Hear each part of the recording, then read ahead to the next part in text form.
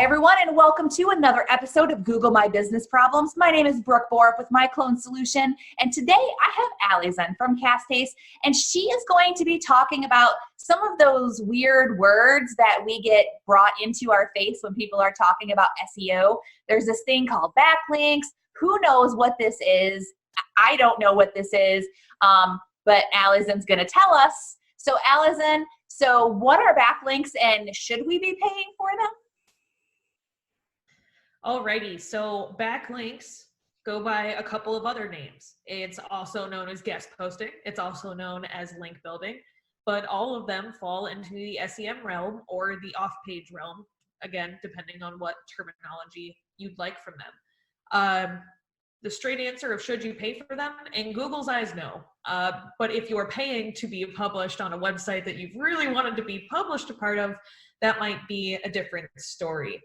This is one of those things that you want to look at with gray lenses. So if you choose to do this yourself, you want to start by finding all these websites that A, have the same keywords that you have, B, have way better traffic and authority than you do, and then you want to start reaching out to them and essentially saying, hey man, can I write for you? And you'll find very quickly that either these people will say, yes, you can write for us, wow, we'd totally love that, or they'll say, yes, for a price. And that's where you'll find yourself paying for it. Now, if you're doing that yourself, you can expect your costs to be as fast as your progress. If you're paying an agency to build links for you or do link building for you, then you need to make sure that you know how they're acquiring their links. At Cast Haste, the way we acquire our links, just to be completely transparent, is I've been on the internet for a long time, and so has everyone else around me. We realized about 6, 7, 8 years ago that websites are profitable places to be. We have a lot of publishers and editors that we've come to know, site owners we've come to know. So we say, hey, we have a client that's, in the beauty niche, and they really want to be known as the people who are the best at blonde hair. Can I send you some product, or can I send you some information? And can you tell me if you think they're the best at blonde hair? And, sometimes they say yes, and that leads to an awesome backlinking opportunity for one of my clients. And other times they say, they're not really the best at blonde hair. But either way, you're link building. Excellent. So can you tell me, does this include people that do Haro and they get put into stories and get published there, or they go and they want to write for, what is that, the Huffington Post or something like that? I've got several clients that are in the Huffington Post. Does that really do anything other than just hey, I was in the Huffington Post? So one, yeah, I will say it's mostly a badge for hey, I've been in the Huffington Post. But second, it's one of those things where if you're someone who's very active on social media, or you're more so selling your personality rather than selling a product or a direct service, such as, I will clean floor for you or whatever else, it doesn't really make sense for you. It'll just be a thing that says I flashed. But, if you can constantly be leveraging, your latest Huffington Post article to your super cool Facebook group, then it's something that's worth it to you.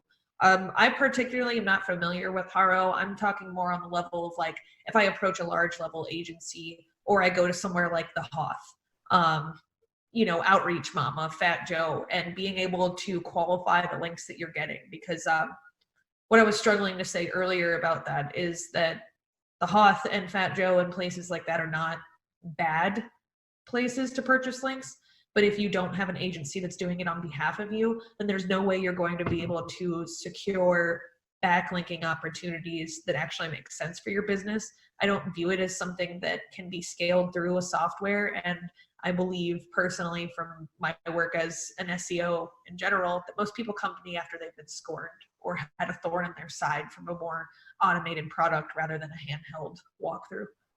Gotcha. Well, content always is king. So, when you're talking about backlinks, it's where is the content coming from? Where is it going? And is it authentic? Because to buy a backlink just isn't a backlink. Correct. Excellent.